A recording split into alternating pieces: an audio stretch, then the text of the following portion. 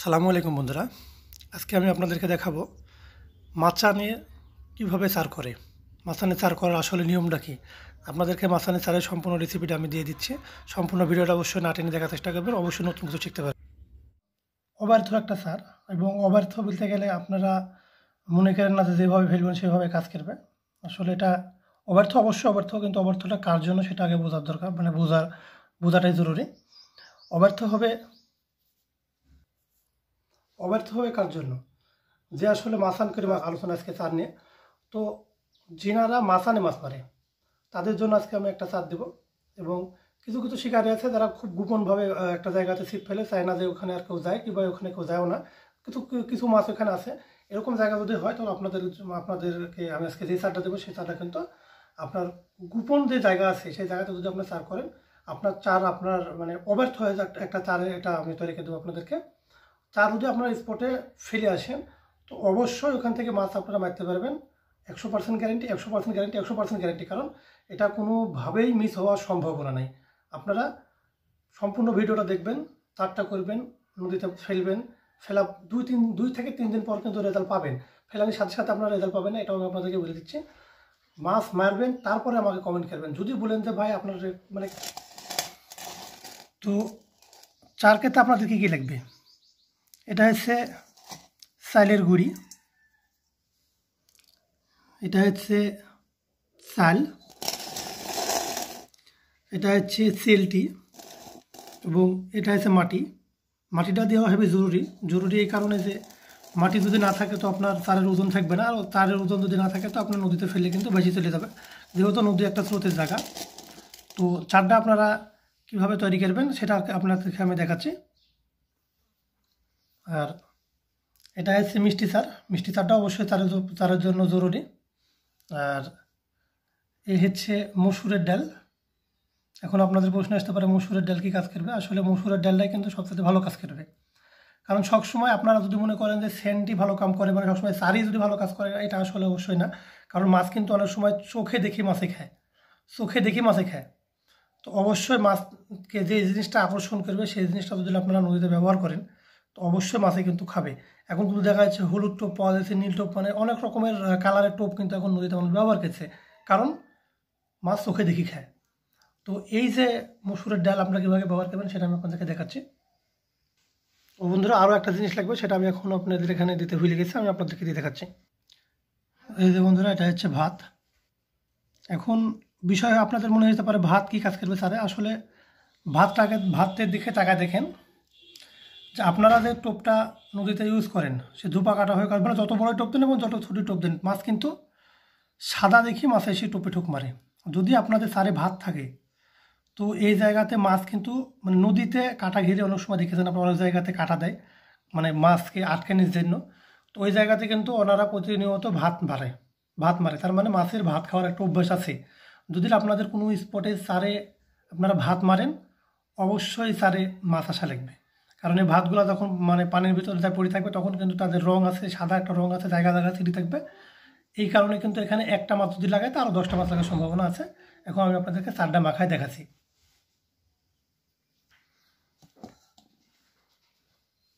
বন্ধুরা, এখন আপনারা সম্পূর্ণ জিনিসগুলো এভাবে মিশা নিতে পারেন।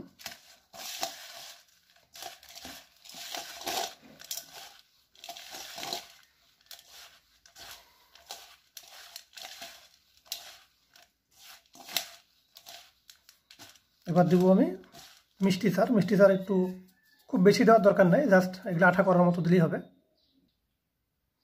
এই যে বন্ধুরা, মিষ্টি সার দিচ্ছি। এখন চারটা দিয়ে আমি একটু ভালোভাবে মাখাইলে পর আপনাদেরকে দেখাতে দেবো, তোমার সাথে কোনো ভিডিও করার মতো। তাই আমি আপনাদেরকে সম্পূর্ণ মাখানি পরে ভিডিওটা দেখাচ্ছি। এটা হচ্ছে রেডি হয়ে গেল। এতে দেখছেন ভাতগুলান এখন কিন্তু পানিতে পড়ার পরে ভাত আপনার এরকমই হয়ে থাকবে। এখানে যে চাল আছে ভাতগুলা খাই নেওয়ার পরে চালগুলো এখানে পড়ে থাকবে, একটা সময় দেখা যায় চালগুলো ফুলিয়ে ভাতের মতো হবে। মানে আপনার স্পটে প্রত্যেকটা জিনিস যতক্ষণ পর্যন্ত মাছে কুড়ায় না খাবে ততক্ষণ পর্যন্ত মাছ চার থেকে সরবে না। এবার দেবো মাটিটা দিয়ে মাখানি পরে আপনাদেরকে দেখাচ্ছে। আসলে মাটির পরিমাণটা আরও বেশি দেওয়া উচিত ছিল, আমি ভুল করেছি। ভাই বন্ধুরা, এই যে আমার লাড্ডু করা শেষ। তার দিয়ে কিন্তু তারটা আপনার মাখানি পরে এরকম গোল গোল লাড্ডু করে নেবেন। আর লাড্ডু করে নেওয়ার পরে আসবে ডালের পালা। ডালটা কীভাবে, ডালটা কিন্তু জাস্ট এভাবে গড়া। ক্যামেরার ভিতরে আপনারা বুঝতে পারছেন যে আসলে ডালের কালারটা কিন্তু চারের ভিতরে বেশ ফুটছে।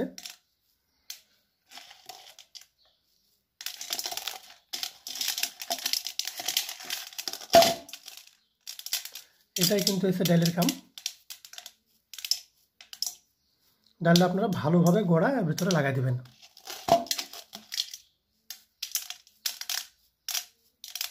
আপনার চালের কাজ কিন্তু এখনও শেষ হয়নি, মনে করেন না আসলে এভাবে পানি ফেলতে হবে, এটার কাজ এখনও শেষ হয়নি। এটা এতটুকুই যদি আপনি কোনো স্পটে মারেন, কোনো স্পটে যদি আপনি এতটুকুই মারেন, কোনো এটা কিন্তু চেঙ্গা মেরে ফেলা দেওয়া যাবে না। আমি আবারও বলছি, এটা কিন্তু এমনভাবে আপনাকে মারতে হবে যাতে এটা কোনো ব্লকের গ্যাপে থেকে যায়।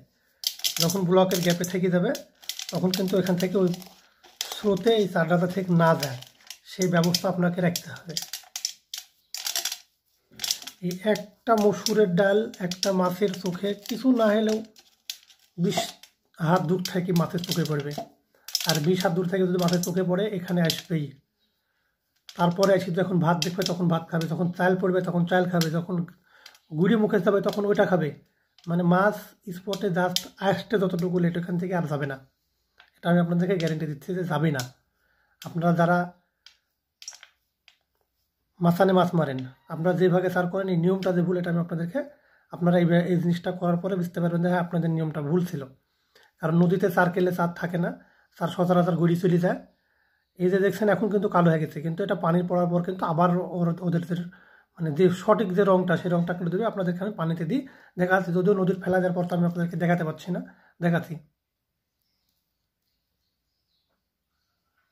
এই যে বন্ধুরা নদীর জন্য একটা অব্যর্থতা তৈরি হয়ে গেল। আরও কিছু প্রসেস আছে, এটা আমি আপনাদেরকে দেখাই। এই যে বন্ধুরা এটা কিন্তু এখন আমি পলিথিনে তুলেছি। তো এখন আপনাদের প্রশ্ন আসতে পারে যদি কাল আমি পলিথিনে তারটাইভাবে তুলি পলিথিনে, মানে এটা কিন্তু প্রসেসটা সম্পূর্ণ হয়েছে এবার কাছে।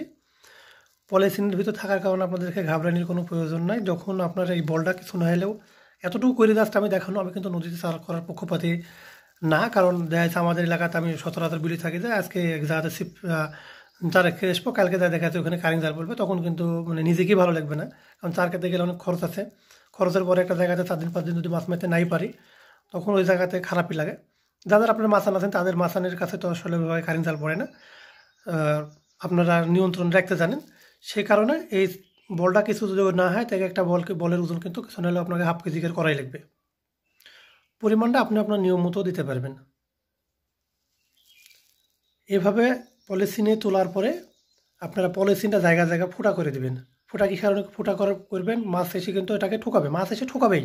এটা যদি আপনি পানিতে ফেলেন এই ডালের কালারের কারণে মাছ কিন্তু এসে এটাতে ঠোকাতে বাধ্য। যদি যখন ঠোকাবে তখন কিন্তু মাছের মুখে কিছু একটা যাওয়া লাগবে, হয় ডাইলি যাক, ভাতি যাক, চেলটি যাক, গুড়ি যাক, কিছু একটা মাছের মুখে যাওয়া লাগবে। যখন যাবে তখন কিন্তু এটা স্বাদ অনুভূতি করবে, ওখানে থেকে যাবে। এমনকি জিনিসটা খায় কিন্তু মাছে ফুরাতেও পারবে না, যেই কারণে মাছ ওখান থেকে কখনো সরবেও না।